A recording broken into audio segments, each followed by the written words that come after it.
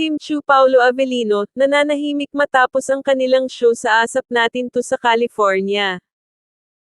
Tila nanahimik ang magka-love team na sina Paulo Avellino at Kim Chu matapos ang kanilang ipikakitang sweetness overload sa Asap Natin 2 na ginanap sa California, USA nitong nakaraang linggo. Wala na kasing update sa dalawa matapos ang nasabing show nila, abangers pa naman ang mga fans nila sa araw-araw nilang mga post sa kanilang mga social media.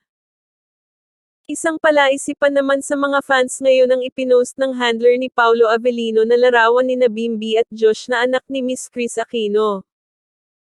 Naisip tuloy ng mga Kim Pao fans na baka magkasama nga ang dalawa na bumisita kay Miss Kris.